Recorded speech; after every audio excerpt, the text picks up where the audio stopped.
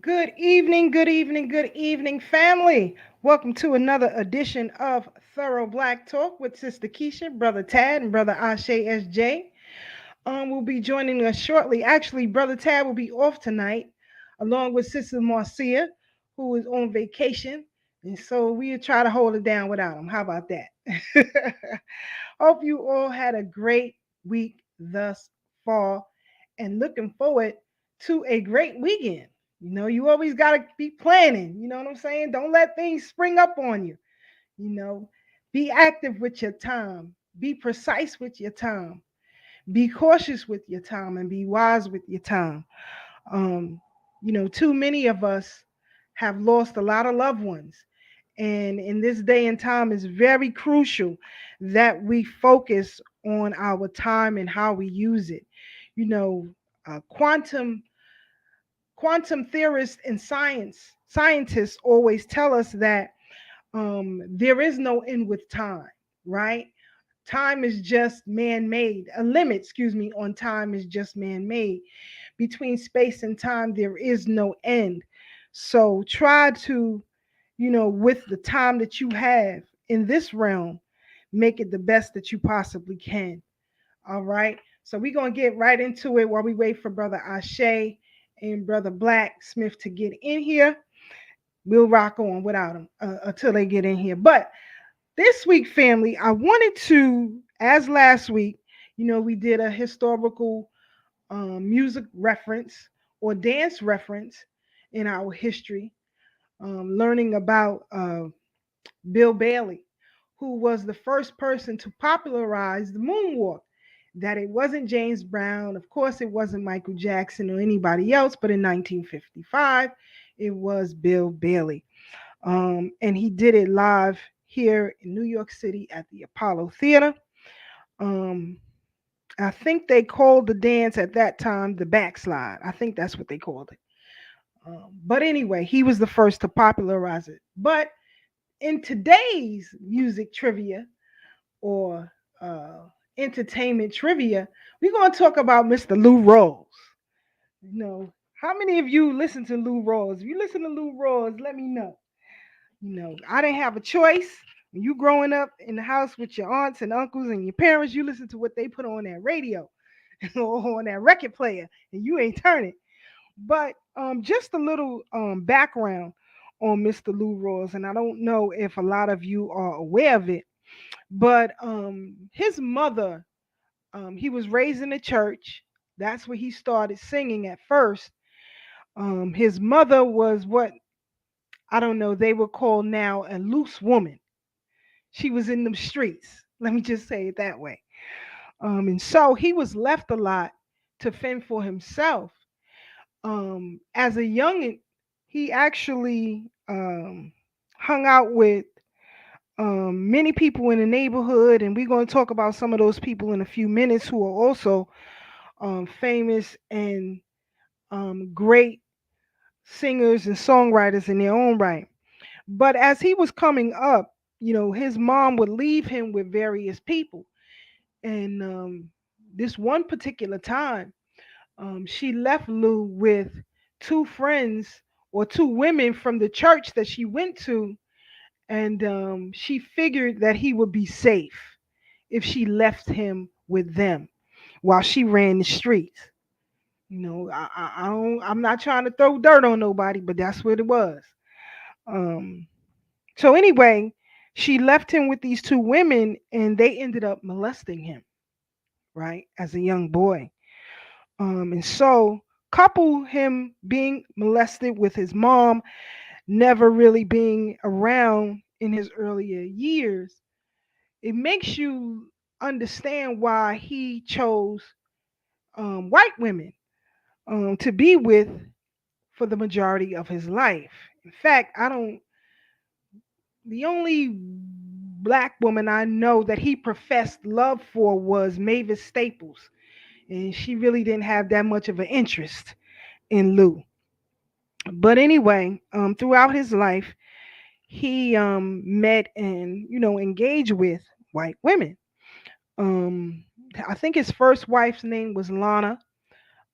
He was actually extremely abusive in that relationship, as told by her and his children. In fact, I believe Lou broke his son's nose when his son was about 8 to 10 years old. He broke the son's nose in a rage.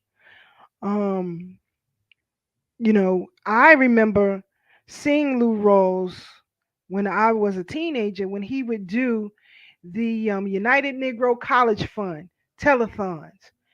And it just so happens that one year when he was doing the telethon, um, there was an interview with his son, and his son was talking about how his father, was doing the United Negro College Fund to raise money for black children to go to historically black colleges, when he himself wouldn't pay for his own children to go to school. But anyway, after Lou was molested by these women, black women who his mother left him with, um, he pretty much hung out outside because there was no real supervision. And, he really didn't have the best of everything. He was scrambled for what it was that he needed to eat or what have you. But one of his childhood friends was Sam Cooke. And actually, Lou Rawls lived with Sam Cooke's family for quite some time. And in fact, when Sam Cooke started to make his hits, and he gave Lou Rawls the opportunity to be a backup singer on his great hit, "Bring It On Home to Me."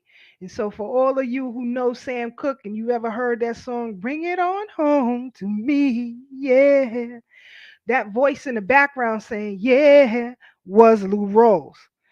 Um, he later, again, like I said, married Lana, and then, but he was out there in the streets. He was sleeping around, and one of the women that he slept around with was the daughter of Lucky Luciano. And in fact, she put the fear of God in Lou Rawls. He couldn't shake her. And she was so brutal, she would beat on Lou Rawls because she knew that he was afraid of her father. In fact, this is one of the reasons why most people believe that Sam Cooke was actually killed by the mob, because of certain affiliations. But that's another story for another day. So anyway, Lou was out there and he was doing his thing, but he also had a heavy hand. At least that's what I'm told, with hitting people. Now I don't know how anybody can take physical abuse, because I can't beat. I always say, I can't beat you, but I can sure throw some lye on your nuts. Cause I don't play them happy hands. I don't know how people do it, but you won't be putting no hands on me. But anyway, um, to continue with the life of Lou Rawls, that breakout hit, "You'll Never Find," he would attract many, many women after that breakout hit. And another woman he met later on in his life, I believe she was his last wife, a former airline stewardess, who was extremely abusive to Lou in his latter years. In fact, I believe she may have been 30 years his junior.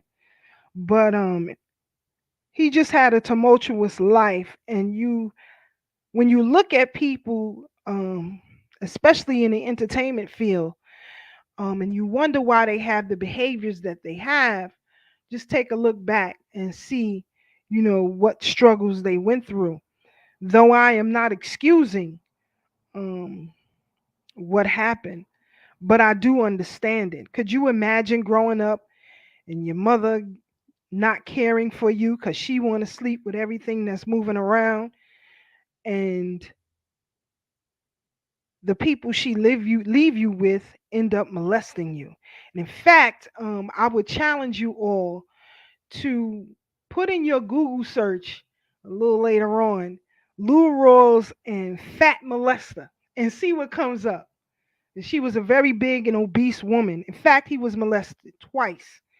Um, First by those two friends, and then another woman later on, who was extremely obese. But you can look that up in your own time. So when you're hearing the songs of Lou Rawls, just keep in the back of your mind his backstory. Very, very interesting. Very, very interesting. Which brings me to um, what we're seeing now with uh, Bill Cosby. You have another suit of 5 women accusing Mr. Cosby of sexual assault. Um, this is ridiculous, first of all. People can come up from year of the flood and accuse you of anything. And I'm telling you, I'm saying this because I want you all to be very careful of the people you have around you, the people you interact with, the relationships that you have. Because we are living in a world that, you may have had an affair on your spouse or significant other, and that spouse or significant other may have forgiven those transgressions, but the person you was messing with could come back when you die and sue your estate because you couldn't keep your sexual urges in check. And this is why I say, a lot of people in the public eye, when you're in the public or when you're working with the people or for the people, you're a politician or what have you, you have to come in under the clean hands doctrine. And that means that you cannot have anything that they can use against you in a court of law to hinder your reputation or to take away your finances, because this is a money grab right now with, in my humble opinion, with these 5 women who are now trying to sue Mr. Cosby, not just Mr. Cosby, but sue NBC, Kaufman Astoria Studios here in New York, where the Cosby Show was filmed.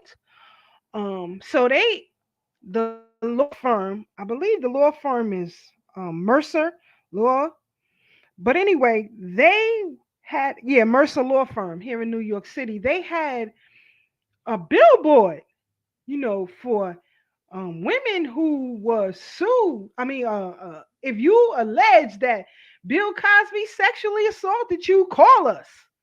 Now they're filing a class action lawsuit as a money grab. So let's say, for example, if NBC decides to settle in this case, that opens the floodgates for any and everybody to come after Mr. Cosby and his family.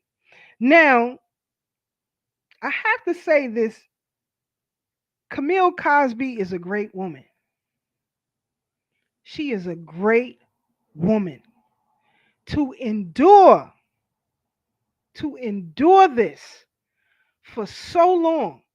Now, Mr. Cosby is not claiming he was innocent as far as having affairs, right? His legal team, Mr. Wyatt, said that, but that's between a husband and a wife. But these affairs are coming back to haunt you. To haunt you.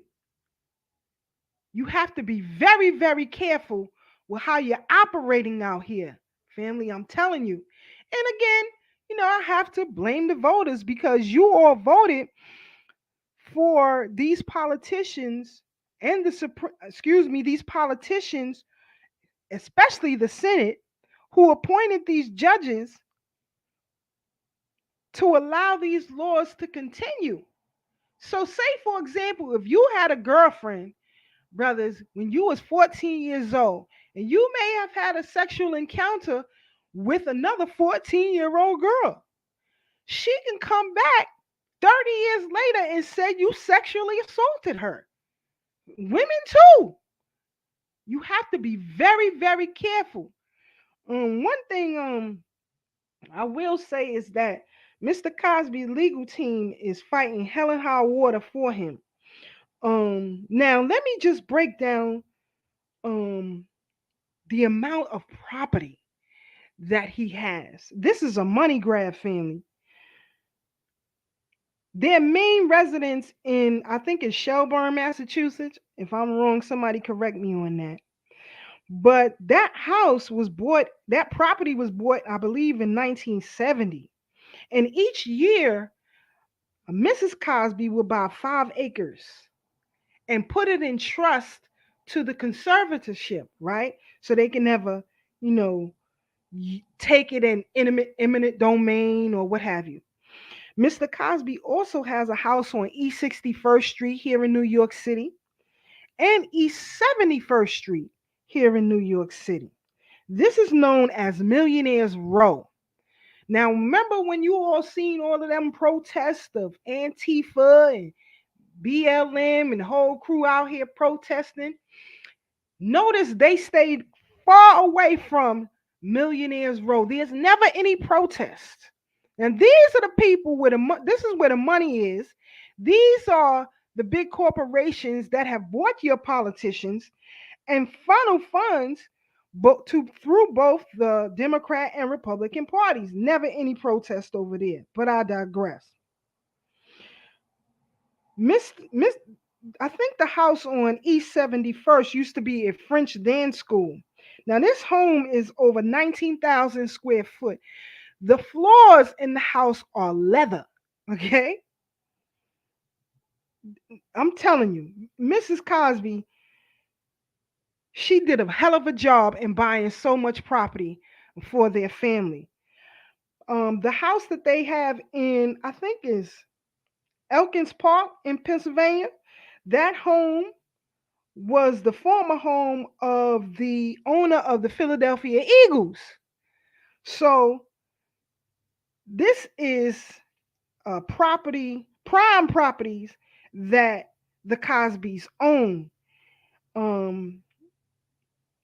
And when you live in a world where it is a disgrace for the powers that be to see a black man and a black woman have so much property, they will do any and everything to take it. In fact, I'm not even talking about the property that she inherited from her family out in DC. Um, Somebody says I'm muted. Am I muted? Can everybody hear me? I think some people hear me. Chris Brown said that, yeah, the floors are leather. The floors are leather. So if you guys could still hear me, just let me know in the chat. Give me a quick thumbs up in the chat. I guess we find it. But anyway, now moving on. You have to understand that the same thing happened to O.J. Simpson, right? Accused of murdering his ex-wife and her friend, um, found not guilty of such. Then they came with the civil suit to take everything that he has. This is no different what happened with Tulsa, Oklahoma, Durham, North Carolina, Atlanta, Georgia, uh, Weeksville, Brooklyn, New York. Whenever you have people with a lot of money and wealth and status and property, they're going to come for you if you don't have a mechanism to protect it. And that is why when we vote, we cannot vote willy-nilly. We have to demand that we have mechanisms that will protect us. I was just looking earlier on a news broadcast. They were talking about an attack on a Jewish man by another. Um, the Jewish man allegedly was beaten, but because he wore a yarmulke, the attacker did not make any religious ambiguous comments, racial ambiguous comments, anything like that. Just because he said he was Jewish and because he had a yarmulke on, that is automatically a hate crime. When you approach an Asian person in an argument and you can say, um, I don't know, you flathead gorilla, nothing to do with Asian folks, their culture, their philosophy or way of life, but because you engage in an argument with one, this can be you can be automatically charged with a hate crime. Now, as black people who hold up the Democratic Party, you just eked out a win for Reverend Warnock in Georgia. What are you getting out of it? What are you getting? What protections have black people gotten? Absolutely none. Absolutely none. Anybody, you listen to music all the time. They can use the N word. You can watch all kind of movies. They can use the N word. None of this is a hate crime. Somebody can get into an argument with you and call you. You see countless videos. I know you all have seen of these Karens and Kens out here acting a fool, accosting black folks and doing crazy stuff, not being charged with hate crimes. So again, you voted to give other people protections and guarantees that you cannot have for yourself. That will always keep you on the bottom and will always keep you in a place of begging. Begging. So we got to do better with how we unify ourselves if you're going to use the vote. I myself already know the ins and out of the game. I'm not playing that game anymore. But if you're going to do that, and now that um, the Democrats have control of the House and the Senate, and they no longer need Vice President Harris as a deciding vote, because you guys do know that the Vice President of the country is the chairperson of the U.S. Senate. I hope you all know that, or you should. But anyway, now they don't need her as a deciding vote. Now let's go to a place like Georgia, where you had Reverend Warnock and then you had Herschel Walker running as the Republican. Neither gave guarantees to black people, but it was black people who saved the right to vote in Georgia. We always the stepping stool for the footstool. I got to be real with it. We are always the footstool for everyone else. We have to change that. And so, getting back to Mr. Cosby, I remember the pound cake speech. We all remember that. Nothing he said was wrong in that speech. He just said it to the wrong people in the wrong audience, in the wrong space, and at the wrong time, thinking that he himself was safe. But he didn't learn OJ's lesson. He didn't learn it. Kyrie Irving didn't learn it. Kanye West didn't learn it. And many others have not learned it. But you will feel. You will feel. And so, with these 5 women who are accusing Mr. Cosby of sexual assault, let's watch this case and let's watch this case closely. Excuse me, closely. It is a disgrace what is happening. But I do believe in what goes around comes around. I don't know, you know, these women, I don't know anything about them. Whatever accusations that they are making, falsely as they may be, I don't know. I don't know. I'm not them. I'm not him either. I never had any relationships with either. So I'm just going off of what is reported to me, was reported to us. But remember the last go round in these lawsuits where you had a woman who claimed that Mr. Cosby sexually assaulted her, and she wrote down the day that it happened in an old matchbook that she had. Now, mind you, she said she kept this matchbook from the 60s, I believe. And she wrote down in the book that she was raped by Mr. Cosby. So when I think she was one of the ones who was represented by Gloria Allred, who needs to be looked into herself, but that's another show. This woman who claims to write down the day when she had an encounter with Mr. Cosby, his legal team asked for the matchbook, did their own research, found out that the woman wasn't even on the streets the day she said this happened. She was in jail for fraud and theft. The day she said he allegedly raped or sexually assaulted her, she was in jail. So, but again, here's a woman who came out of nowhere, can make any accusation, and now, you know, this is a strike against Mr. Cosby. Now, these five women now are claiming that the only reason why he was released, because of a technicality. I don't think so. I don't think so. Because I have never in the history of this country, you can go back and find some cases if you want to. How many black men got away scot free with raping over 100 white women? Show me where. And we'll have that discussion, and I will yield to the flow. I will yield the flow. I have never read a case where there was a black man who raped over 100 white women and got away scot free. Somebody please bring me the case. Bring it to me and we'll discuss it. I will go over it and discuss it. You know what I'm saying? Let me give some shout outs real quick. I forgot to do that. Sorry about that. Sister Farnessa on the check-in. Good to see you, sis. Sister Marie, them videos, I like it. I like it. I like it. Keep them coming. Keep them reels coming. I like that old school swag. I love it. Love it. Love it. Love it.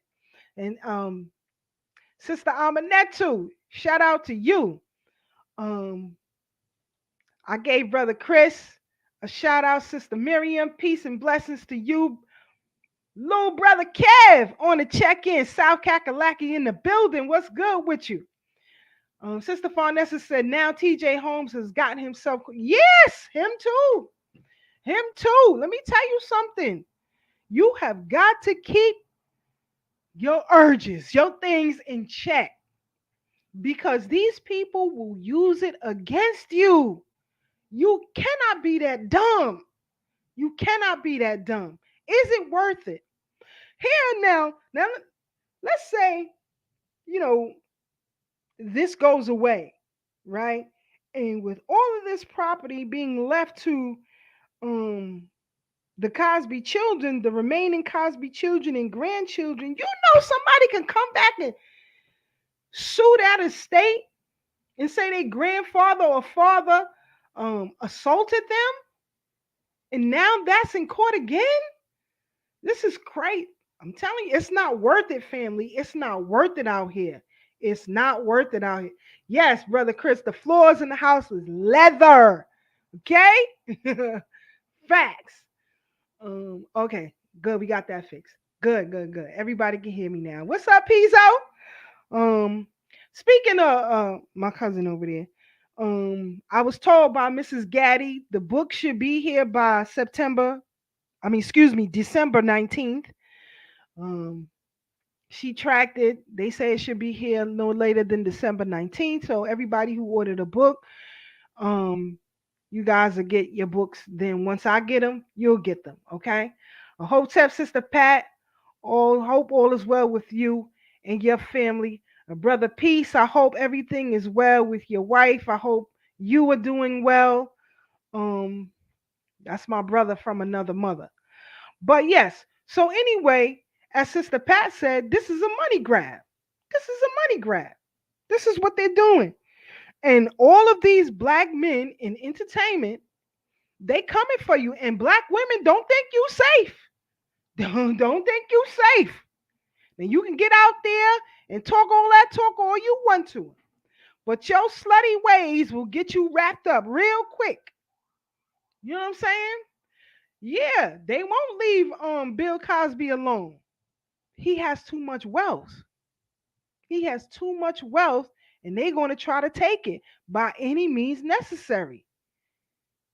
They're going to try to take it. This is the world we live in. And so when you run up on these politicians, you have to ask them, where is my protection racket? You want my vote? Where is my protection? Because now I don't see no law firms running. Well, maybe we don't know, but no law firms are running to Kanye or Ye asking him to take, telling them they'll take on his case to sue Chase, JP Morgan Chase, because they broke the law, right? He wasn't accused of money laundering. He wasn't accused of espionage or anything like that. He wasn't accused of theft. He wasn't accused of trying to attack the White House or anything like that. So why are they pulling his funds? We have no. Here is a billionaire. This brother is a billionaire. No protection. No protection. So we can talk all that talk all you want. But until we develop protection rackets for ourselves, I'm not voting for nobody. I don't care what happens to this. This is just me. I'm not saying you have to do it. I don't care what happens to it. I can't wait for Babylon to fall. Most people are afraid. You are afraid because you ain't ready for what is to come. But other nations are. And we'll get into all of that a little bit later. Shout out to my cousin Russ on the check-in. He said he just had a conversation with a young brother today who was also sexually assaulted as a child. Yes, indeed.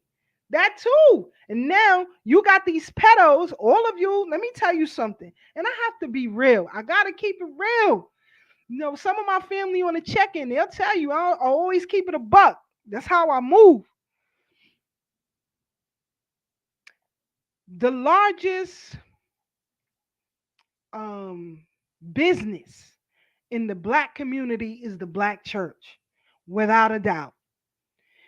They turn over billions of dollars every Monday morning that you bring to the coffers, and they are the number one business in the black community. It's the black church. Now, this is where all the politicians come to the pulpit to come talk to the people when they want to run for office, right? Now, look how crazy this all sounds. All of these black people today, well, the other day, it was confirmed that same-sex marriages are protected by federal law. So let's say, for example, previously, if New York City condoned same-sex marriages, when they went to Texas, Texas didn't have to abide by it, right? So even if you and your same-sex person left New York and moved to Texas, they didn't have a right. They didn't have to accept or acknowledge your marriage. Again, the black church, the black vote holds the Democratic Party.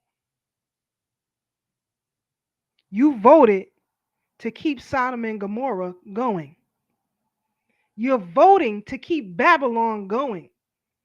Now, the biggest parishioners in black church is black women. Black women that suffer the most of diabetes, high blood pressure. A lot of your children have been in the penal system. A lot of you live in condemnation. A lot of you are suffering on many levels. And you wonder why. Listen, I'm not a Christian. So and shout out to my Christian folks out there. No shade, but it's realism. You are holding up Babylon and Sodom and Gomorrah and wonder why you suffer. We cannot win playing this game. And now, in doing that, you have opened the floodgates to all these pedophiles out here. Because now, who are you to say that, well, you accepted that? Why can't I be in a minor loving relationship, whatever nonsense that is? You're a pervert and a freak. But that's what's coming down the pipe. That was the goal, the original goal. You thought it was for adults who wanted to sleep around with each other of the same sex. You thought that's what it was about. The goal was always to legalize pedophilia. Go back to I don't know if they still have it on YouTube, but they did a documentary in 1984. And that's what the powers to be in the LGBTQ group said. That's what they wanted. That's what they wanted. But because we are not politically astute, we don't know the backstory. All we know is the talking points that are put before us. When straight black pride movement was trying to warn people, everybody said, nah, them people crazy. Them people just hating. Really? So now that this media ad has come out with Balenciaga, and it was disturbing to any sane person, people got in an uproar about it, as they should. Now you got people on social media streams saying they burning their Balenciaga gear, they burning their shoes, and so on and so forth. This was always the goal. And so now the voters, because laws are passed through representation that you all vote for, you help usher it in. Unfortunately, this is what you've done. So this is what I'm saying. Be politically astute and be aware of what's going on out here. I'm not going to accept foolishness to make a crazy person feel okay. I'm not. That type of death style was listed in the DSM for a reason. Listen, but they organized and they put their money where their mouth was and got laws passed. And now you can't do anything about it. And so some freak can go into a bathroom with your kid and do whatever they want, and you can't say nothing about it. Because there are no major cases right now to end pedophilia. If there is one, somebody show me, because I don't know. I read law briefs, but I haven't seen a case on it yet. So I could be wrong, and you let me know if I'm wrong. It's crazy out here, family. We got to be better. We have to be better. And what's coming down the pike for 2023, I pray that you all please get yourselves together, because it's going to be some crazy stuff coming in 2023. This is not what I'm saying. This is what economists are saying. This is what some politicians are saying. This is what those in the know are trying to warn us to be prepared for what's happening in 2023. Yes, irritated Genie, he did. However, that's another story for another time. Sister Pat said, Man Boy Lover Association coming to a community next. Of course. And what you all listen, and then the buck doesn't stop there, because now you have transracialism, whatever the hell that means. You all voted for it now. So anybody can come into the culture, abuse the culture, take from it.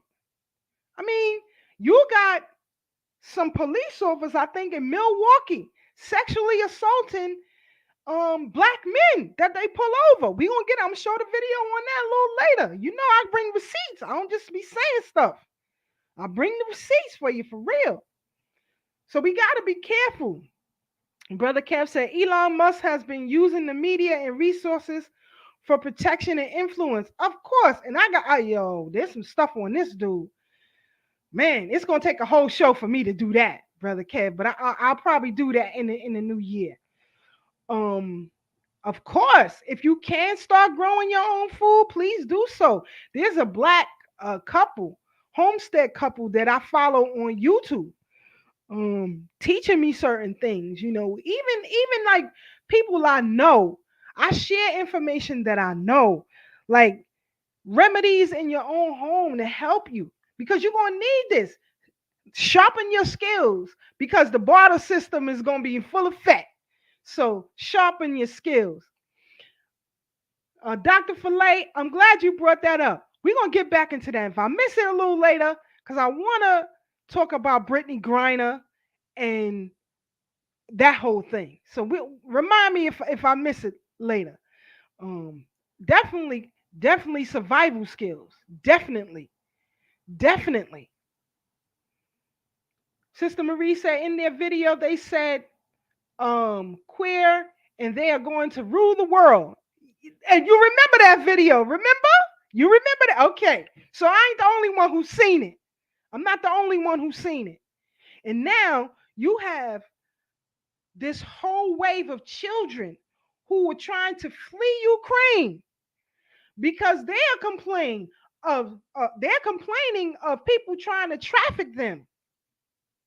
Now, didn't Brother Blacksmith talk about that before? Excuse me. The sexual abuse of children. That was in the news too. Children are fleeing Ukraine, trying to run away from these pedophiles. In Haiti, we had Professor Baina Bellows on last week. UN peacekeepers are known for sexual assault against children. They are known for that in Haiti and other places where they go. So we got to be smart in how we move around here, family. We got to be very, very astute in what we're voting for. Why are you participating in hell? We have hell right here on earth. So you got to be smart. And I don't know if you all have noticed, but there are European protests all over the European world right now. Even in Asia, you got Pakistan. I don't know. They probably going to it in a minute. Brother Black on the check-in. What's good, Brother Black? How are you? What's up, Sister Keisha? Always love you. Always good. It's great to see you. And I'm gonna keep listening. So plug me in when you're ready. I want to hear what you got to say. Real talk. All right, I'm gonna play a couple of clips, and then we're gonna get into what's happening with China and Ukraine and all that in a minute. But let's do it. Family, you gotta be smart. Sister Marie said they have a lawsuit now here in Baltimore against the Catholic churches for sexual abuse by the priests. Of course, but again, the Catholic Church is its own state. It's its own state, its own military. It operates its own laws above everybody. But how many Black folks you know are still in the Catholic Church and still suffering? You cannot be people of God and want to practice in playing the devil's cesspool. You can't do that. Now, I listen. Like I said, I'm not Christian. I'm not Muslim. I'm not Buddhist. I'm not none of that. However, I can see the forest for the trees. You got some common sense here. You can't play both sides of the coin and expect to win. So, recently, the other day, it was reported that there was an attempted overthrow of the government of Germany. Now. In Germany, you said? In Germany. Germany, okay. Now, remember I've said here many times that the New World Order is what China wants to usher in. China is putting up police stations and military bases in various countries. Even their own bank, their own international bank, where their people can use, so that their people can use it to protect their own infrastructure. Now, hey, Keisha, there's one in New York. Yes, sir. Yes, sir. Hold on. I got that picture. I took a I'm picture of sorry. it the other day. We on the Apologies. same page, brother. I took a picture of it the other day. So, because I want people to see that we don't make this stuff up. It is what it is, right?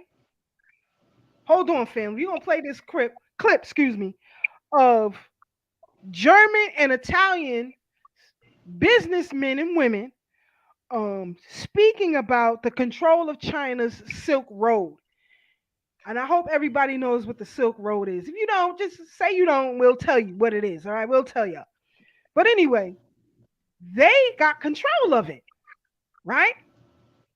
Remember, we've said here the reason why these prices are going up crazy is because they're controlling the vessels that come in and out. They want to control the labor. They also want to control surveillance, right? Which is extremely dangerous. Right now, there is a big case that's about to go to the Supreme Court as it relates to TikTok. So all y'all with the TikTok channels, stay tuned for this one. But anyway, hold on and let's listen to what these businessmen are saying about China right now. Trains with all these colorful Chinese characters on the containers look interesting. But to put it into perspective, before the pandemic, we typically had close to 30 trains a week going to and from China, and we do again now. Over an entire year, that adds up to between 250 and 300,000 standard-size containers. From Duisburg, they're offloaded for further dispatch via a network of sea and land routes to 92 cities and ports across Europe, or they're sent back to China. A growing number of Chinese companies have now set up business in Duisburg. The company LMAR opened a logistics center here. It capitalizes on the advantages of transportation by rail, which is cheaper than air freight and faster than by ship. China currently has a very good infrastructure. That means if I want to make a car, for example, a VW or a Tesla, where do I get a missing bolt? I can buy it from one of the factories in the industrial park next door. That's my infrastructure. So in the long term, it's difficult to replace China because they already have the infrastructure in place.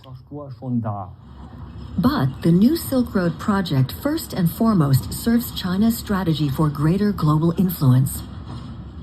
Nobody at the port of Duisburg thought this was set up by the Chinese government or Xi Jinping for the benefit of the world. Everyone knew this is about brutal self-interest, both economic and geopolitical, and had to accept that.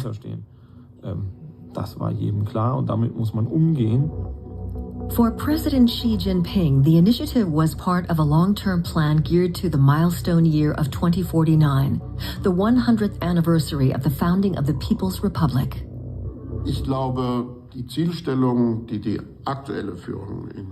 For the current leadership in Beijing, so Xi Jinping's lineup, the aim is to make China the central global power over the next few decades. And that means, first, keeping the US's economic hegemony in check, and then taking its place. The objective, say various political analysts, is to establish a new world order in which China is the preeminent power, with various repercussions for Europe. One of the US's strengths is its network of alliances. Europe plays a major role here due to its economic, technological, and political clout. So what the regime in Beijing wants to do is drive as deep a wedge as possible between the EU and the US.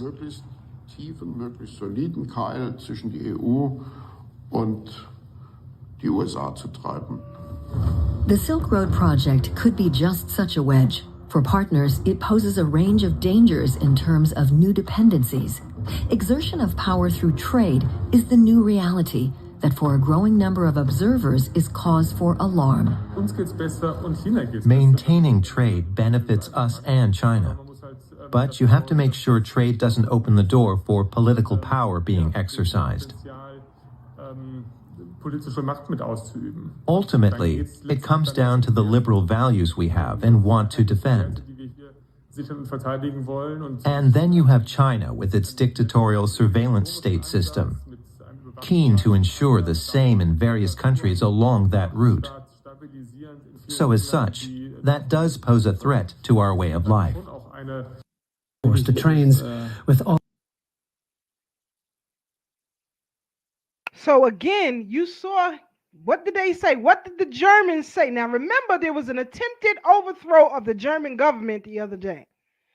Now they claimed, news media reports said that it was far right-wing extremists who attempted to overthrow the German government.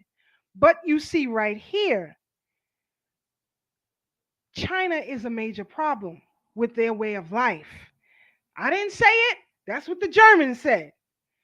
China, this new world order ushering in, China wants to be in the forefront.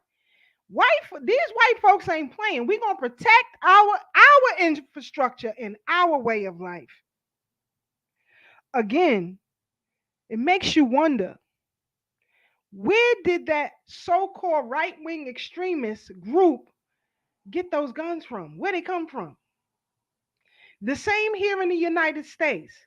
It makes me wonder. I'm not saying that it's so, but it's a thing that make you go, something is wrong here. Now, not just the US, not just in Germany, but also in Italy. There is a problem. Hold on, family. I'll bring the receipts.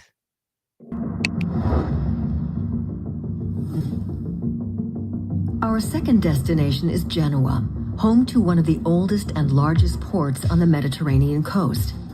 But it's in need of modernization and expansion, while the city's road and rail links are likewise in poor shape. Which is why Chinese investments were a welcome development. Genoa is now also part of the New Silk Road and the center of the Liguria region's cluster of 4 trade ports. PSA, previously called the Port of Singapore Authority, opened an office here. PSA is one of the biggest port terminal operators in the world and a partner of both the New Silk Road and Chinese state-owned shipping company, COSCO. Together with COSCO, it's the biggest investor in the regional port operator. The terminal's 5 cranes have the capacity to handle over 500,000 containers a year, but in 2021 shifted only half that amount. Ship traffic has been down due to the pandemic, and then there's the growing size factor. Today's new container ships are up to 400 meters long and can accommodate up to 20,000 containers. Too big to dock here, but there are plans to change that. This is not a regional port. It's always been international, which will increase further due to these corporations. Enrico Poggi and his fellow union representatives face a dilemma. The foreign investment is key to securing local jobs at the port, but it comes at a price. Chinese companies have different concepts of speed and efficiency and are keen to take control. It's a question of jobs on the one hand versus workers' rights and conditions on the other. The unions in Genoa are preparing for conflict.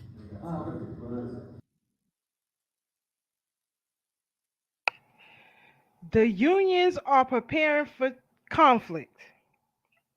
The unions are preparing for conflict. That's what they said. That's not what I said. Now, you had here in the United States, where the hundreds of thousands of government employees lost their jobs because their unions sold them out for a jab. Many people lost their lives, had to take the jab or lose your job. You see the difference in protecting an infrastructure, protecting a labor force? Show me where the protection is for Black folks, and I'll wait. I'll wait. It just doesn't exist. It doesn't exist. Exactly. They are threatened. And they should be. Because if you think your life will be easier under Chinese rule, you got another thing coming. You got another thing coming.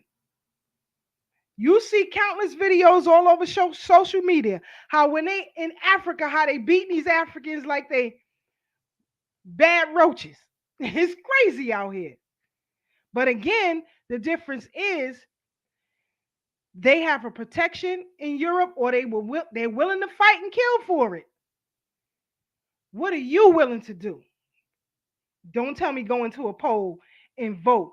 And as Brother Blacksmith said, you got the Bank of China right in the heart of Times Square. I think this is on 40th Street before you get to Whole Foods, right next door to Whole Foods. On 40th Street, across the street from Bryant Park. They already here in New York. They already here. And so when you have these people talking about, well, you know, they're our friends, helping us along. To do what? Nobody don't give you nothing to help you with nothing for nothing. I ain't never heard of that before. And your politicians are locked, stocked, and bought by the barrel. And it's disgusting. But I digress. Your thoughts, Brother Black?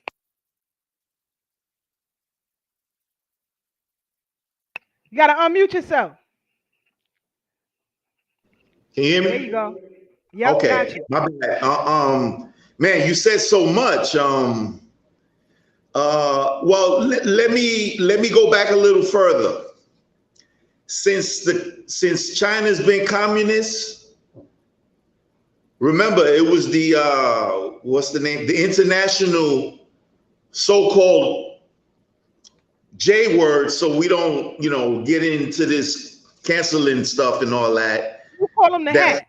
Smile to do it pretty much. So at the end of the day, Israel's running China, the world basically, because once you get, and this is the fight between Russia and the Khazars. Because let's be particular. Let's say Khazars, because the Khazars are the ones behind that revolution, the Bolshevik revolution, which Putin is avenging now as we speak, and Operation Paperclip when they came over from that side and then made the U.S. their base, with New York being the epicenter of the world as we speak at this very moment right now, when it should be Cairo or Istanbul at the end of the day.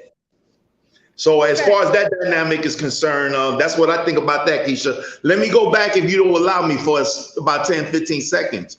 Go ahead. I'm sure you heard of the story when Bill Cosby, I'm going back to Bill Cosby, when Bill Cosby supposedly, part of, besides him trying to buy NBC, which some of our younger viewers may not remember or know of, intimately, because, they were children or even, not born at the time that happened, which was in around the time when his son Ennis got killed. So for those of you who ain't aware of the situation, just look that up and you'll find all the information on that, whether it's conspiracy or mainstream newspaper reports. But as far as that was concerned, I'm sure you heard the story before that I believe his wife bought a house and there's like gobs of oil on it, and he refused to sell the house, and that was part of them sacrificing his son as well as destroying his image. In the 80s, Bill Cosby was known as the father of America, y'all. So if you don't know that, just know there was a time he was the one that made that must-see TV campaign for NBC. He had a quarter of the NBC stock, and this is why he got so powerful, NBC. And when he started trying to make moves for black folks, supposedly, and he's a Boule member, and this is well established, who discovered him was the guy from Playboy. I forget, Hugh Hefner, Hustler, excuse me. Hugh Hefner discovered him and Dick Gregory. So we already know where that's going from there. He's totally exposed and verified, tape doing these things to these women and all that. And he never said nothing to that point, so they're not going to expose it, but they can just come back in all these years of rapes and so on and so on. So I'm gonna leave it there, but you go ahead now. Yeah, definitely. I was saying in the beginning all of the property that his wife Camille purchased consistently. And that property is worth a lot. So I don't know what's under the ground, but I wouldn't put it past it. If that is under the ground, why wouldn't they try to take it? You know, who are you? Who are you, black man, to try to enter our arena? Who the hell are you? You see what I'm saying? That's the attitude. That's the attitude. But again, if we don't have a structure to protect ourselves, then this is what we're subject to. Now, the release of Brittany Griner. Yeah. Ooh. He said, "Ooh." The release of Brittany Griner. Now here you have someone who was um, accused and convicted of bringing drugs and paraphernalia into the country of Russia. Now the swap that they made for his arms deal. I mean, what kind of swap is this? And see, this is what I'm saying. They're going to use this as a footstool for black people. Don't say we ain't do nothing for y'all. We got Britney out, and the LGBTQs is going in. They're gonna be going in, boy. And it's gonna make y'all keep your mouths shut. And this is what they're hoping for. They know they just listen. How the hell you gotta be dumb as rocks to not beat Herschel Walker in anything intellectually? Anything. So for Raphael Warnock to just barely eke out a win, that tells you where the political plane is. So they're going to try to use this again as a stepping stone. Again, they done passed the Federal Marriage Equality Act. Then they brought one of yours home. They listen. They plug in for that vote to keep that vote in its column, in the liberal column, that is, to keep that party afloat. I don't think it was a fair trade at all.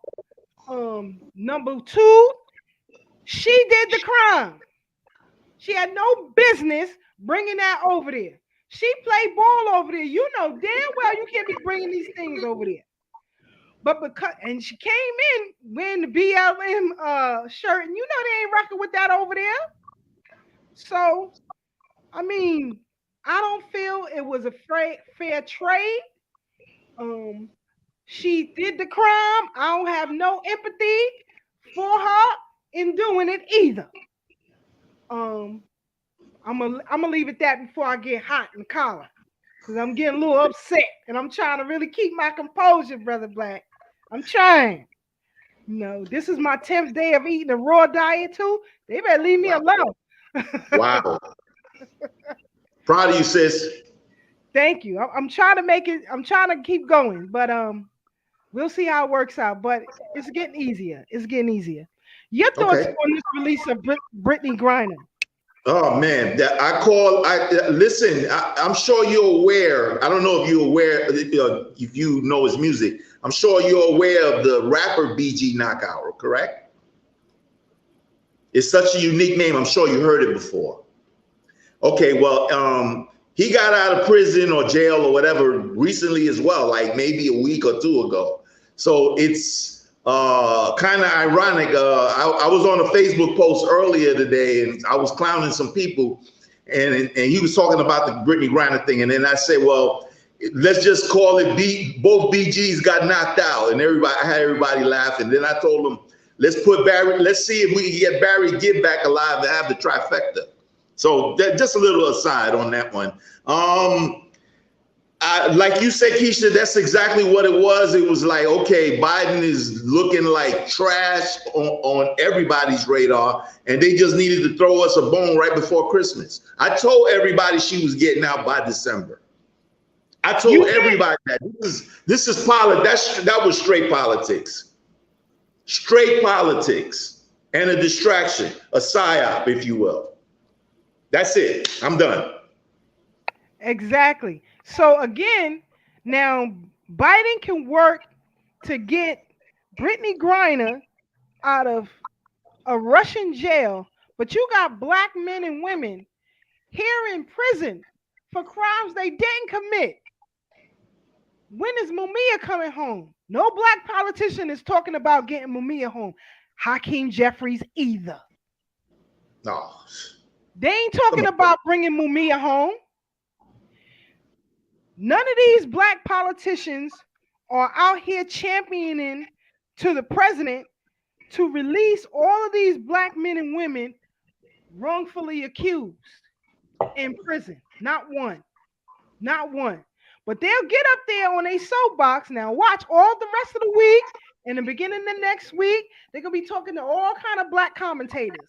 And they're going to be tooting their own horn. They'll be tooting their own horn about Brittany Griner. Brittany Griner. I don't give a damn. I don't care. When can Asada come home? I don't care about somebody like that who broke the law in another country, who's been in that country, who lived in that country. You know what it is. You tried to be slick. And because of her partner's affiliation with AKAs, direct link to the vice president, they were able to get the job done. Again, protection for LGBTQ, no protection for black people. So I'm with you, brother Kev. He said, I don't care either. When the energy for our brothers and sisters locked up here for lesser, yeah, that's right. Nobody got no help for them. When is Mumia coming home? That's what I want to know. It's already been proven he did not kill that officer. When is Mumia coming home? That's it. That's it. Crush 409. We have our people. Yeah, that's right. Right here in these jails, right here. Right here. I just had a brother come home doing 27 years for a murder he didn't commit. And nobody was out there championing for him. So I don't give a damn. When those young brothers who are now known as the Central Park Five, where the hell was all of them black politicians at for them? Where was all of these folks for them? Nobody cared. Nobody cared. So again, when y'all go into these polling booths, you're voting for protections for other folks, but none for ourselves. Today, the mayor of New York City, Eric Adams, he says that they are steamrolling, building more housing for people here in the city because they don't got enough housing. That wasn't a problem before you let the Ukrainians over here and before you let all these illegals in here. All of them. You welcomed them here. We didn't have that problem before. A base rent in Brooklyn is $3,500, Brother Black now. In Brooklyn. The Bronx is $3,000. But he got free housing for a bunch of illegal folks. That's crazy to me. That's crazy to me. But again, this is what you voted for. So, what he said, Brother Kev said it's going to start tomorrow. Yes, indeed. Yes, indeed. Yes, indeed. And I wish somebody would please put some pause on Stephen A. Smith. Like, everybody just reckless when it comes to black people. Too many people are reckless. Listen, I'm at a point where we're going to have to start putting hands and feet on these traitors out here. This is crazy. This is crazy. But, I'm going to step off my soapbox. And I just wanted to say that, Brother Black, you was right again. As far as the Biden laptop, Hunter Biden is concerned, everything that you said is coming out. It's coming out. It's coming out with a lot of these. I got to watch the Meghan and Harry thing. Have anybody seen it on Netflix yet? If you did, let me know if it's good or not. Because I got to check that out too. Because I don't think Charles going to be in leadership for too long. What you think, brother? I don't think Prince Charles going to be in leadership for too long. You got to, there you go. Go ahead. Oh, okay. But yeah, Man, I had seen when it was announced that the Queen died. In reality, the Queen, they say, of course, I don't know for sure, but they say that the Queen been dead since like 2018 or 19 or something like that. So whether it was her or not or whatever, the energy that existed under her reign existed until she just passed away a few months back. Now, as far as that's concerned, Charles is not supposed to be there long. That's not the real him anyway. If you look at him, pictures of him in 20 years ago, that is not the same guy anyway.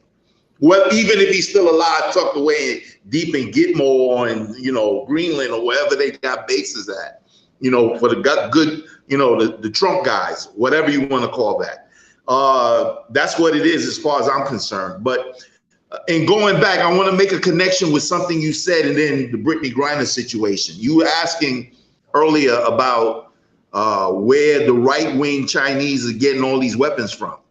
And ain't it ironic that they just released the #1 illegal arms trader in the world today or yesterday, depending on where they're at in the world or wherever the case may be, because that's tomorrow over there now. We found this out this morning. So it's already tomorrow in Russia, where she was at. And now the #1 illegal known arms dealer in the world just got out of prison. What is Putin going to do with him when he get over there? He must got information. He must got, connections that probably they ain't figured out yet. Oh, that's a swap in half. Wow. That's unheard of if you ask me. She's not even a military asset. Well, Black Lives Matter is, paramilitary, but whatever. You know what I'm saying? That's it. Facts, brother. I just wanted to let it be known you was right and exact. Thank yes, you. Marie, Germany too. Absolutely. But I want you all to be very aware of what those in law enforcement are doing. I told you before that all of these Karens and Kens out here, this is nothing but a test run. And if you've been on the dark web as long as I have, you know that these are test runs. I've given lectures going back to 2014 when I told y'all in 2014 January 6th was going to happen. Why? Because they were talking about it on the dark web for forever. They've been meeting and plotting forever, But again, pay attention to where your children go to school. These after-school programs that they be coming up with. I want to show you an after-school program that came across, I think Brother Taz sent this to me. He be messing with me during the day. So I'm going to play this video. Check out this after-school program. Hold on, family.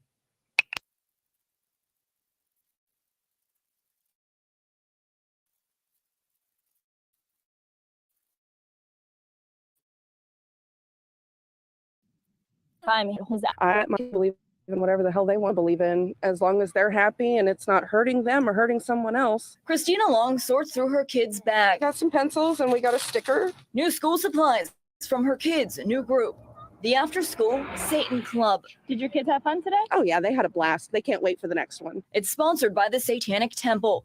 The After School program is popping up around the nation, and many schools that also give groups. In Ohio, there's 3. Lebanon, Eaton, and now Wilmington. We use Satan as a symbol for standing up to tyrannical authority. To us, Satan is a symbol. It's like Santa Claus or the Tooth Fairy.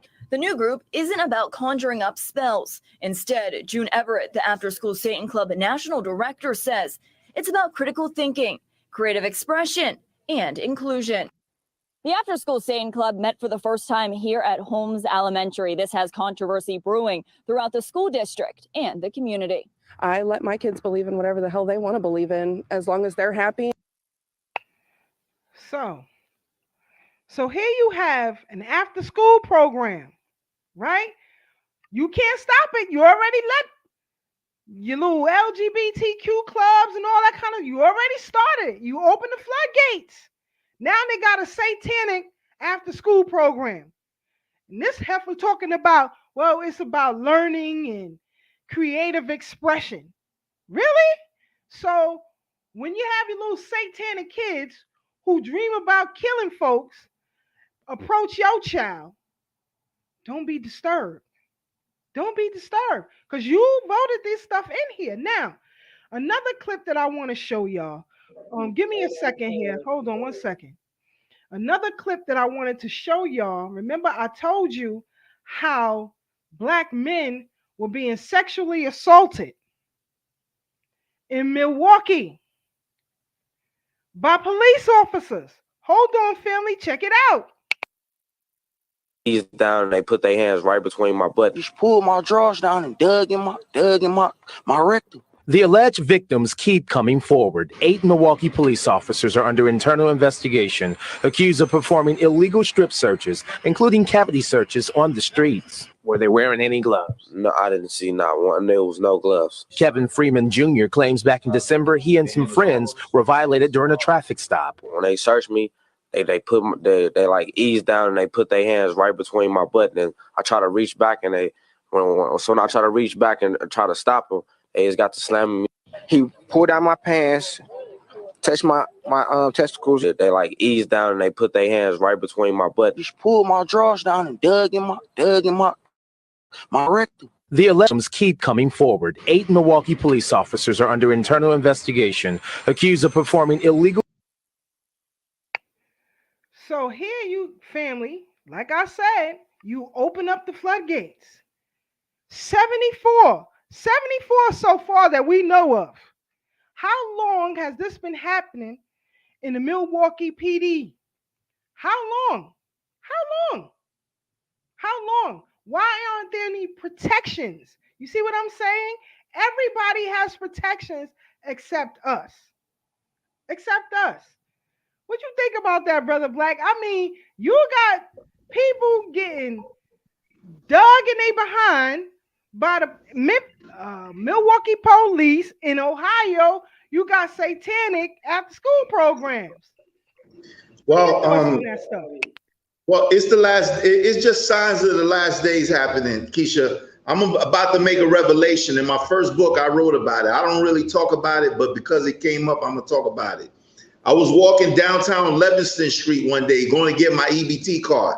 This is right after I came back from Ghana when I almost passed away of malaria. This is in 2004. And I was on Levingston Street. This cop started following me, and I ain't worried about it because I ain't did nothing for him to follow me.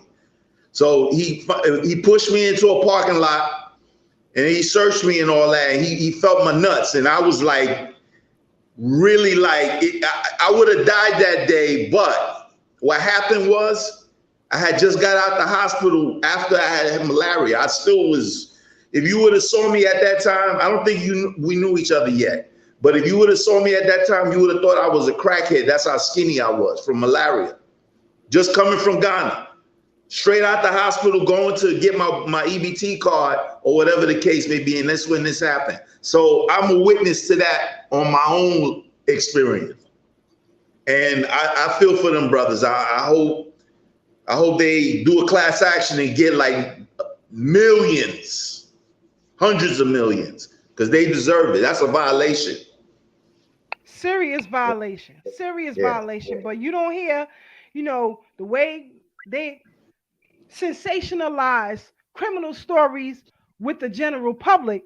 They don't sensationalize these stories with these police officers like the one here in New York City who killed his own autistic 8-year-old son. Damn. You know what I'm saying? So in my humble opinion, every case he was involved in needs to be re-examined. The history hitman said the U.S. government is the #1 arms dealer. The #1 import in America is the military arms. Absolutely. Yes, Absolutely. But again, we don't have the protection mechanism. Marie says same happened to Admiral Louima. Yeah. You got a lot of pedophile officers out here, sodomite officers, because who just digs in people's butt? I remember you had police officers, I think in Midtown Manhattan, was stopping cab drivers the African cab drivers and sexually assaulting them. Wow. But there is no uh, press conferences on this type of behavior. So I know if the police doing it, corrections is even freaking worse. Freaking worse. And nobody likes to talk about what's going on behind the wall. Sister Taj Monique said, flag on the field, they violated those young men. Absolutely. Absolutely. But you don't hear Miss Chucks and Pearls say anything about this. She don't got no comment about this, but she was front and center for the release of Brittany Griner. Girl, go sit down somewhere. I don't trust hoes. And I can say it. She was a hoe. Period. She hold her way into position. Period. I don't trust her. A lot of y'all voted that party line, so you ushered this heifer in here. So I got a right to have a pick a bone with a lot of y'all. But I'm not going to. I'm being real nice. Being real nice. But sisters and brothers, please be careful when you out here taking these Uber drivers, these Lyft drivers. Thank God this young sister had the fortitude to jump out when she felt uncomfortable in Raleigh, North Carolina. Let's listen to her clip. His car, it did smell like cigarettes. So when he sprayed one time, it was already like, oh, it no longer smells like that. But for you to keep spraying it, then roll your windows up, like, I know it's not about me being nervous or anything. I'm just like, I know how it made me feel. I was very scared, but then again, I was more so like, I'd rather get out of this car than, fall asleep in a car with this man, and I don't really know. First at 4, a terrifying experience for one Raleigh teenager on a ride home from work. The 17-year-old ended up in the ER here after jumping from a moving car. Isaiah Bowden making that desperate move after a Lyft driver's behavior made her suspicious. And we begin there on this Friday. I'm Amber Rapinta. And I'm Joel Brown. Thanks for joining us. That teenager was on her way home from work when she says the Lyft driver sprayed something inside the car and she immediately started feeling weird. Cindy Bay, live along Fox Road in Northeast Raleigh, where this happened. Look, Cindy, she jumped out of that car. Definitely a brave decision. Yeah, and it all happened so fast for Isaiah Bowden, who says that she blacked out after she opened the car door, only remembering where she landed and how she felt scared and was crying. Unfortunately, she's back at home recovering from her injuries from the fall. So no broken bones. And she says her suspicion first grew after she got in the Lyft and the driver made comments that made her uncomfortable, such as how she looks good and that he'd date her if she wasn't so young. She then describes how she felt after the driver sprayed something that she says made her dizzy and warm. When I got in his car, it did smell like cigarettes. So just be careful when you get in and out of these Lyfts and Ubers. Pay attention. I see some of y'all. You're busy on the phone. You're not even paying attention to your surroundings. Please be more alert. So again, I'm glad that she had the wherewithal to jump out of that vehicle so that she can, there's no telling what could have happened. You got so many traffickers out here. We saw it here in the streets of New York. People trying to snatch people's kids off the street. Like there is no protection racket. None for us. And as Sister Pat said, we got to come up with one and force them to it. Yeah, absolutely. We have to. And the vote ain't going to do it. I don't care what anyone says. Anyone says. They are a liar. If somebody tells you, just keep voting. I think Brother Tad sent me a video of comments made by people who were running for president, going back to Eisenhower, making the same exact comments, same exact off-the-cuff comment, and you all fall for it every time. Every time. Joe Biden was proven to be a liar. He lied about where he went to school. He lied about where he was working. He lied about his family. And black people kept voting for him. When he won in the Senate, He said, I wouldn't have made it without black people. When he won as president, he said it again. Excuse me, I wouldn't have made it without y'all. So you're voting in a lying, thieving perv. That's what you voted in. That's what you voted in and expect to win. You can't win. You can't win. Todd said people are crazy as hell out here. It don't make no sense. We got to do better. Facts. Facts. It's really, really bad, Brother Black. But I wanted to show y'all something. Give me a second here. Here it is, right here.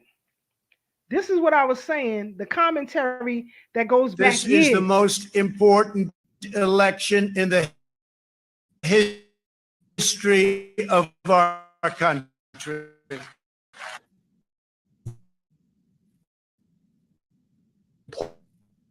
Important election this country in years, not a joke. Yes, no, are important than I can remember in my lifetime, and then I was on the. There are just 8 days left in what is the most important election of our time. This will be the most important election that our country's ever had. There's never been a more important tomorrow in modern electoral history in the United States than tomorrow, and that's not hyperbole. We know what is on the line and what is a truly most important election of our lifetime. Has anybody ever said that to you before? This election is the most important election, no matter what generation you come from. I truly believe this is the most important election of our lifetimes. This is, I think, going to be the most important election that we've ever had. Really one of the most important elections in American history. In every campaign, they tell you the same thing.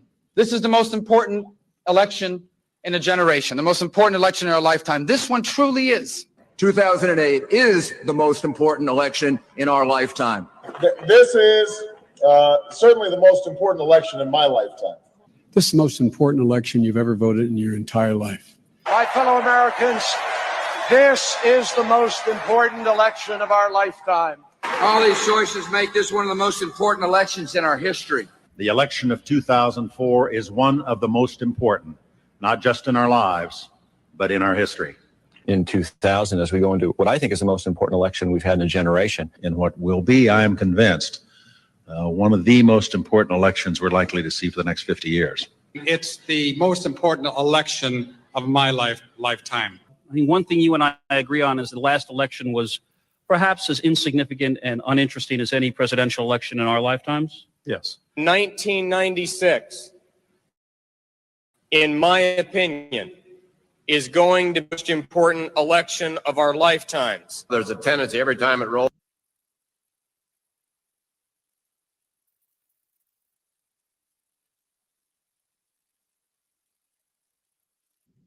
around to say, well, this election, this is the watershed, this is the big one.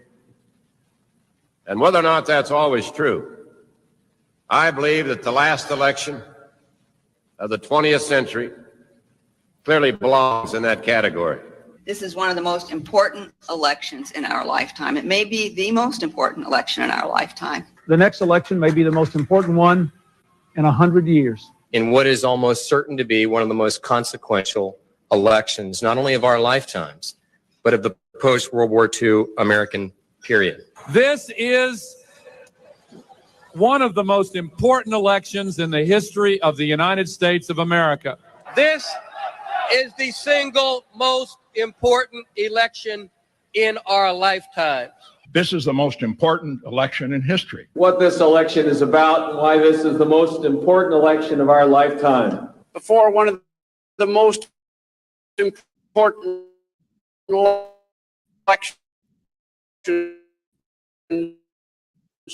in the 200 years. Made by our people polls less than 3 months from tonight. I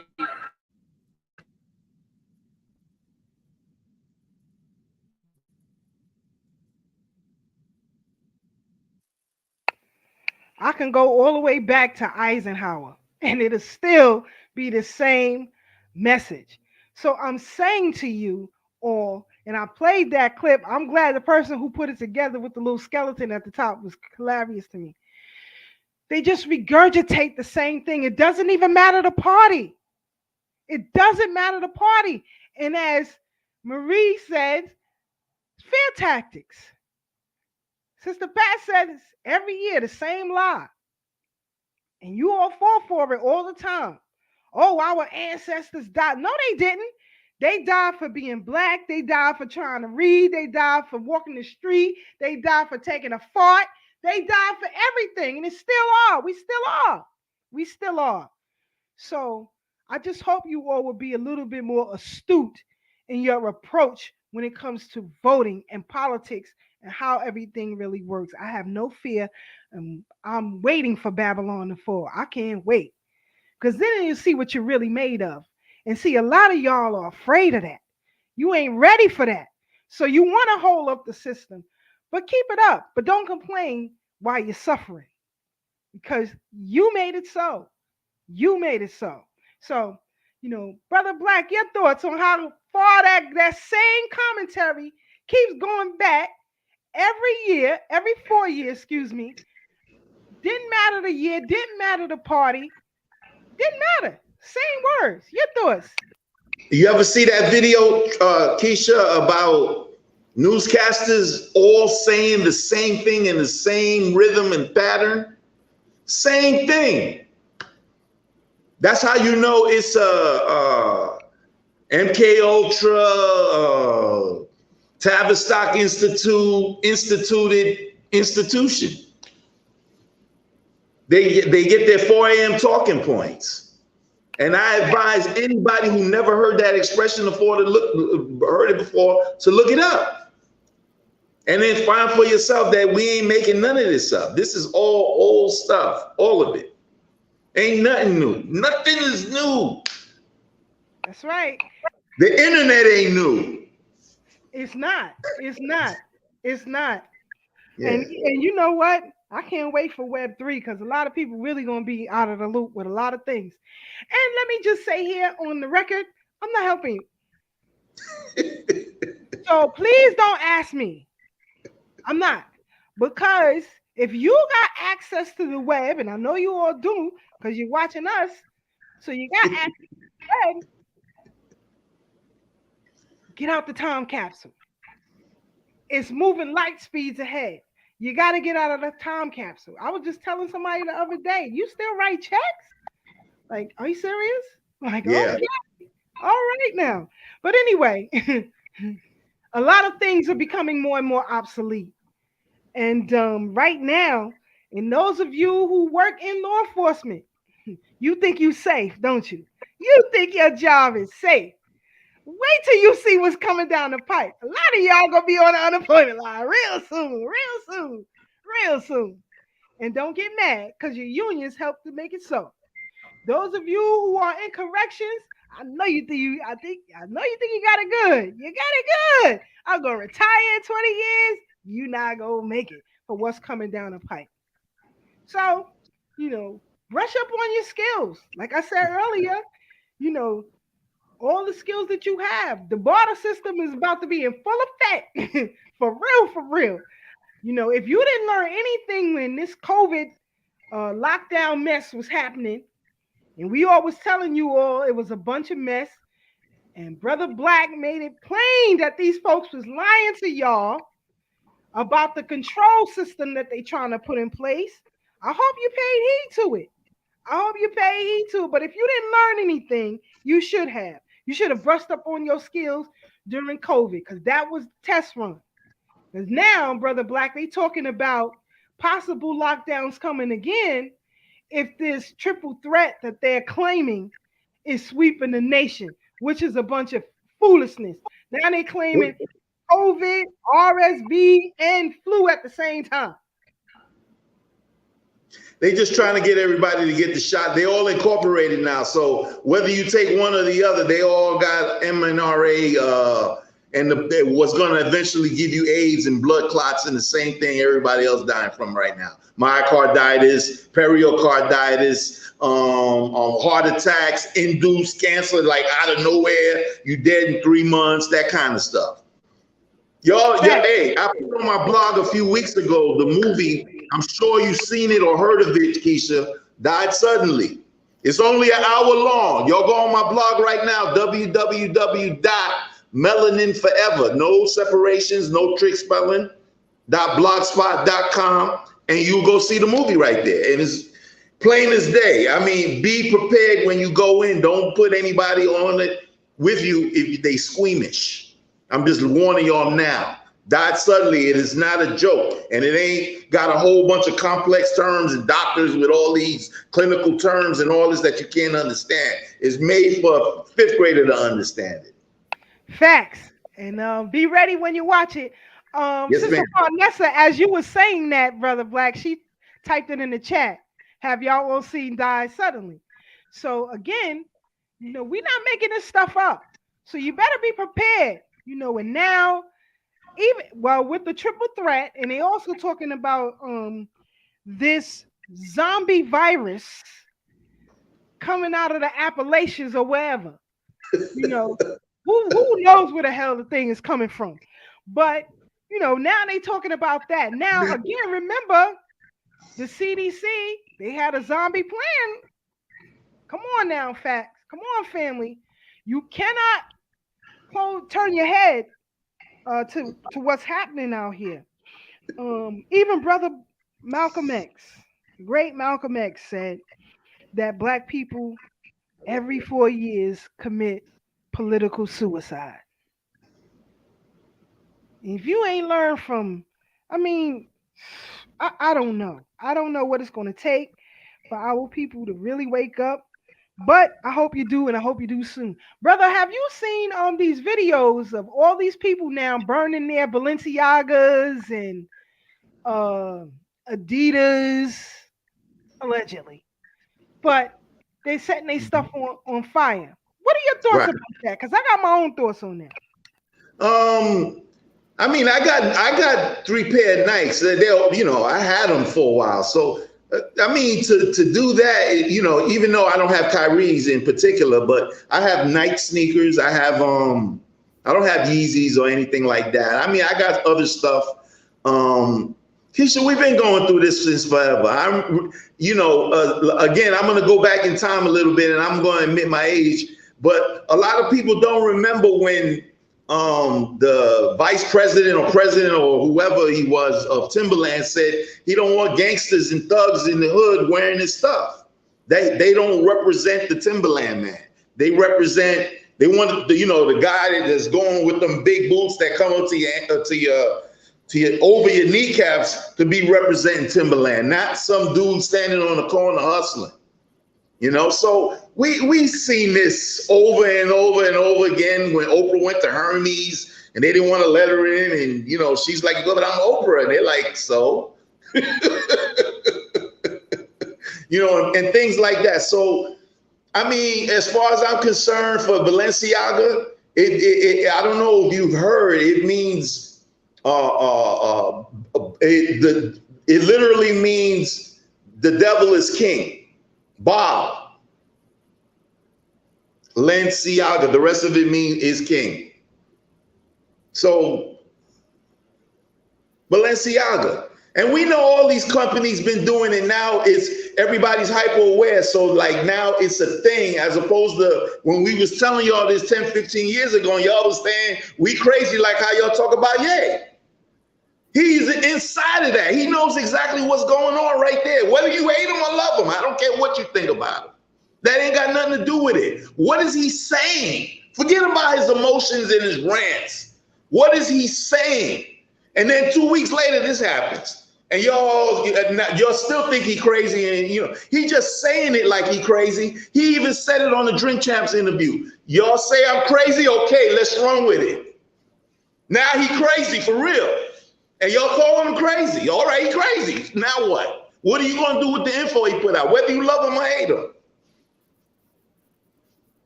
Facts, brother. Facts. So, and again, my thoughts on the burning of the shoes. First of all, as you said, you should be more aware of what it is that you're purchasing. We've had this many times on this platform, and when I was on the Blog Talk Network, I was saying it back then, what this industry is, that this is an industry of gangsterism. That this is an industry that has, as long as I have been in it, and I've been in fashion in the footwear industry for over 30 years. So I'm telling you this because I know it. They have long squeezed black fashion houses out of the system. They play games with the factories. They play games with the vessels coming into America and leaving America. And those who make the big buys call the shots, right? It was so bad in China at one point with Nike that they ended up having to move their manufacturing from China to Malaysia, right? Because it was so bad. If you see what these factory floors look like, there's a reason why on the label of your clothing and I guess your undergarments and socks and things of that nature, there's a reason why you see the label wash before you wear. When I tell you there is filth where your products are being made, you got to be a fool to just be putting it on, especially if it's an undergarment. And y'all wonder why, sisters are running around here with fibroid tumors and yeast infections they can't get rid of. Well, if you see how these factories are run, I'm telling you, literally holes in the toilet where they holes in the floor where they go to the bathroom at. There is so much filth. And next week, I promise I'll have some imagery so you guys can see. Because right now, I don't know if you know, Brother Black, but Amazon has their own investigative police force that operates internationally. Wow. Now, who allowed Amazon to have such? That's another story within itself. But anyway, they were investigating knockoffs, right? Trying to stop the counterfeiting of various brands, so on and so forth. So they have established an international investigative ring, and Amazon has found that a lot of the people who copy certain brands are flagrant across the system. So, for example, they won't just copy a Brother Black t-shirt, right, and leave it at that. They're going to copy Brother Black, Brother Tad, Ashe, and myself and push it through the system, right? Because once you pay off these factories, you can make anything they want, even though they know that shirt is licensed to Brother Black. Doesn't matter. It matters on the amount of buys that you purchase because materials are not discarded, right? So, for example, as you mentioned, Timberland making the construction boot with the gum bottom that black men made famous, period. It is what it is.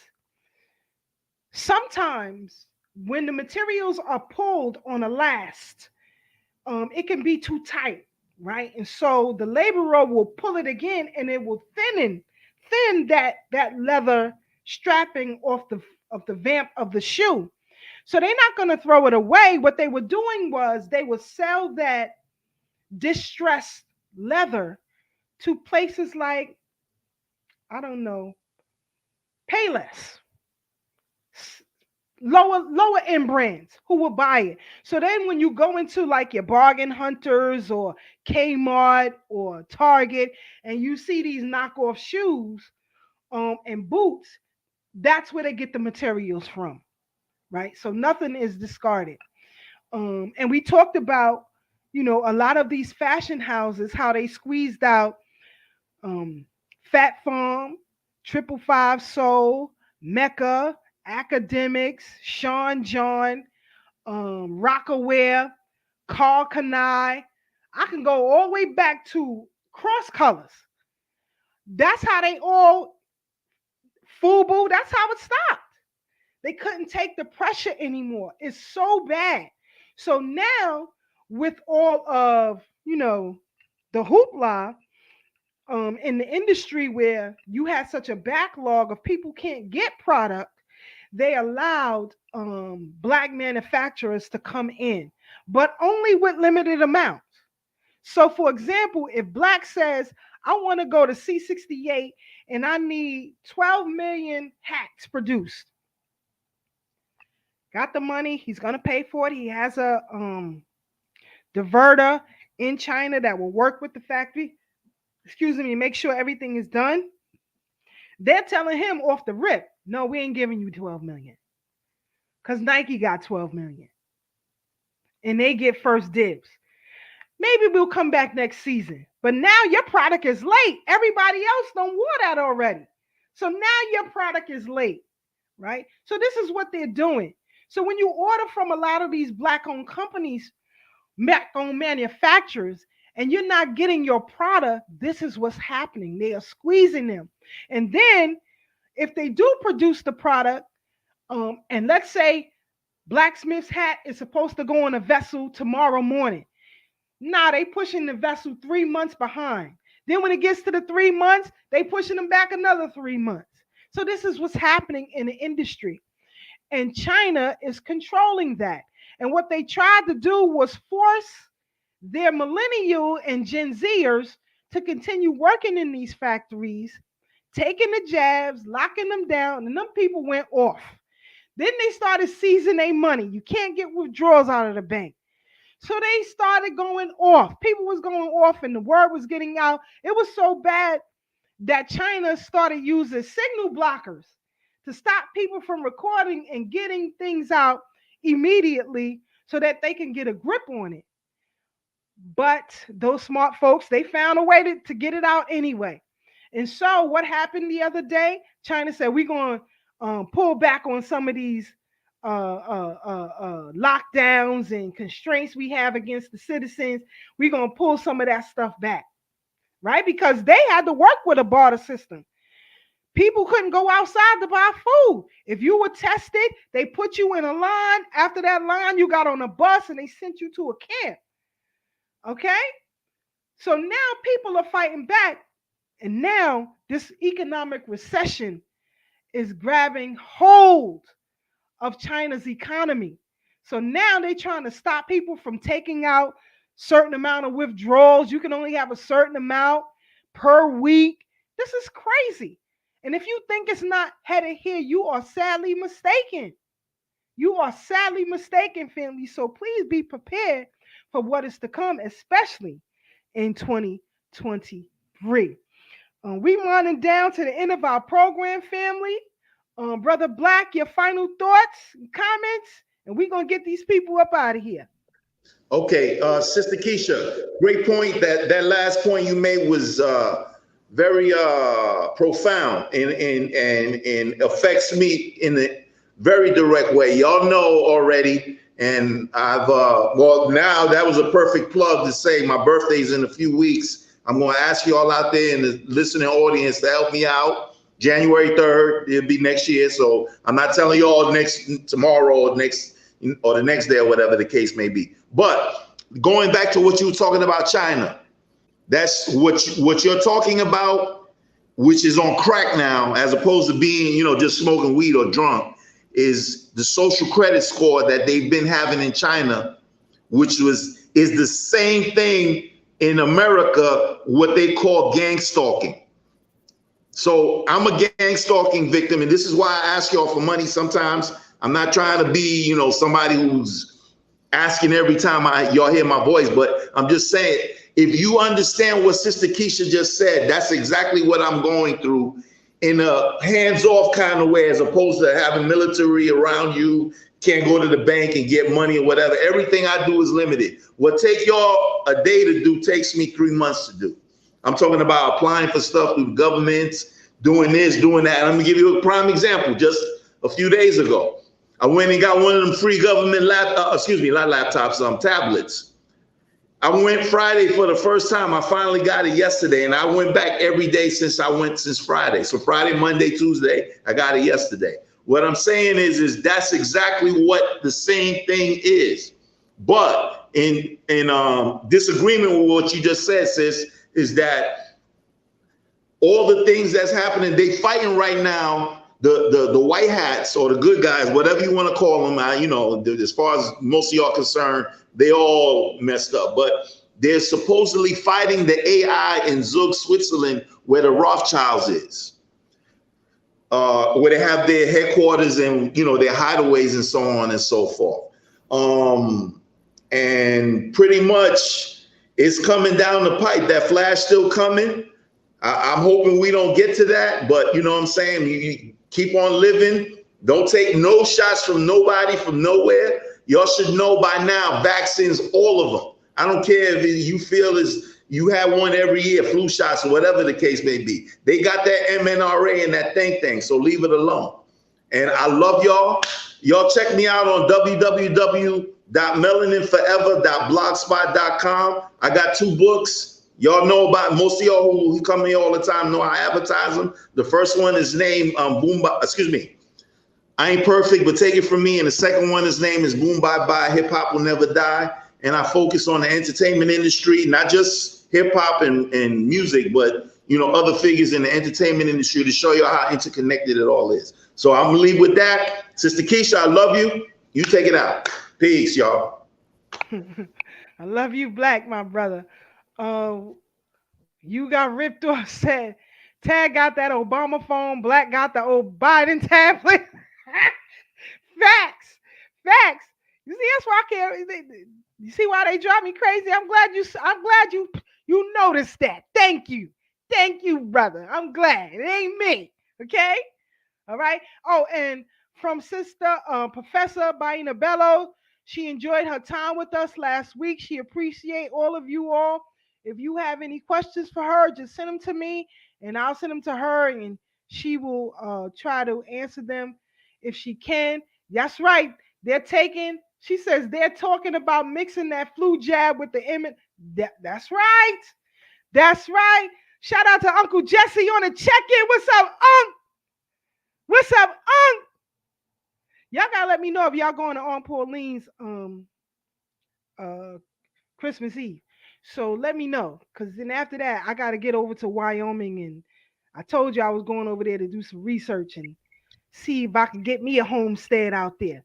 But anyway, a shout out to everybody who tuned in to check us out. We definitely, truly appreciate all of you. We want you all to stay informed, stay in the best of health, mentally and physically. Make sure you stay in the best of health. If you follow me on social media, I let y'all know about F&P accessories. Y'all like the hats? You got to be in for $10 Tuesdays. A lot of these fedoras y'all see me rocking, she had them for $10.99. So some of you, I know Brother Tab checked them out, but follow them so you can be in the know when they having these sales, because you want to save as much money as you possibly can. Shout out to Cousin Russ on the check-in. Love you, Black man. Let me tell you something. I don't play about my family. For real. I don't play about my family. If you mess with one, you mess with all. We ain't playing with that.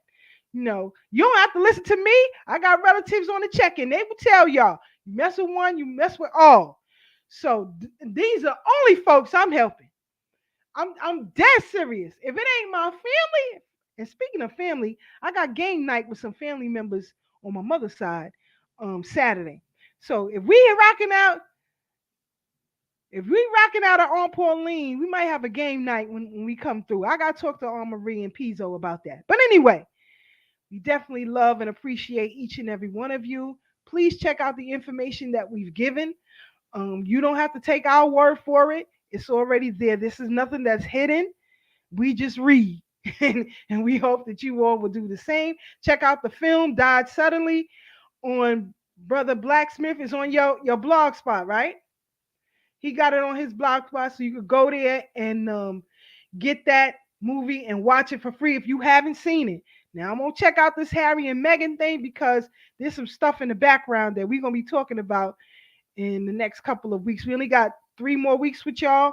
Well, 2 more. We're going to have Plant-Based, the creators of Plant-Based Kitchen, with us, because I want y'all to be in the best of health. If I could do this raw thing, I'm telling you, I'm on day 10. It's easy. It's not that difficult. And your body will feel so much better. I'm going to tell y'all that right now. The body feels so much better when you go raw. I'm telling you. My mind is clearer. I have an issue with thyroidism, right? So eating raw reversed all of the symptoms that I was having, and I'm only on day 10. So continue to be the best that you can be. The reason too I'm doing it is because what's coming down the pike, you don't know what the hell you're going to be able to get. So stockpile, stay safe, be dangerous in these streets. My brother taught me that. He hates when I tell him, you be careful. He said, hell no, be dangerous out here. So again, I got to remember that. Be dangerous out in these streets because the danger is coming to you. So we appreciate all of you. Y'all have a good night, and we out, family.